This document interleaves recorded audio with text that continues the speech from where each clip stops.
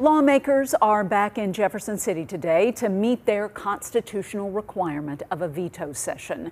Our Missouri Chief Capitol Bureau reporter Emily Manley has been following the General Assembly all day long.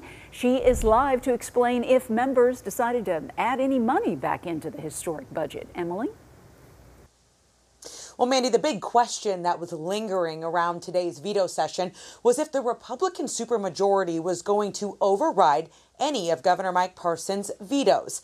Well, with only one bill, but 200 line items within the budget that the governor rejected, it turns out that Parson's veto survived the General Assembly. Do you have any intention of offering an override motion as the budget chair for any of these items? I do not.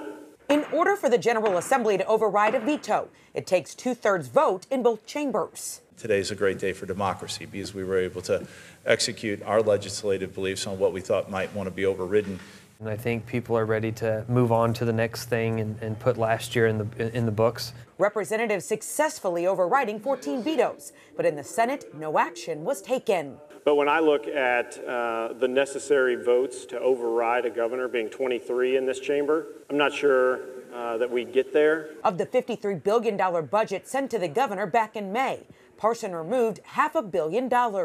If we continue to spend like we did last year, we'll be out of money in this state in a year or two, and I don't think any of us want that. We just need to be smart about it. You know, I'm sorry everybody didn't get exactly what they wanted, but every legislator in this building got something for their home districts. Those cuts include money to boost Missouri State Highway Patrol employees' pay by 20%, $13 million for a new police center in St. Louis, and $28 million to add additional lanes to I-44 in Springfield. We're investing in concrete and rebar, and these things will be around for decades and decades to come, and these projects aren't getting any cheaper.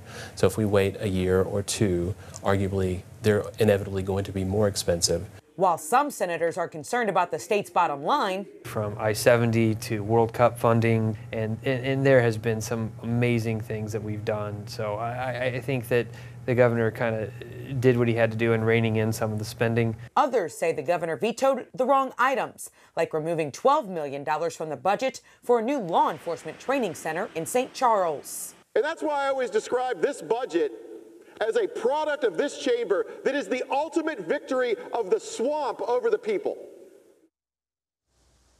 Now, as for that one bill the governor vetoed, it was the public safety legislation, but lawmakers did not bring it up for discussion today. Some of the provisions that was in that large package include Blair's Law, which would have criminalized celebratory gunfire, and also a provision that would have expanded qualifications and also the amount of money for restitutions for people whose convictions were overturned.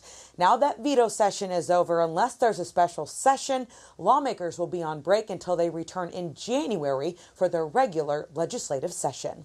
Reporting live tonight from Missouri State Capitol Bureau in Jefferson City, I'm Emily Manley, Fox 2 News.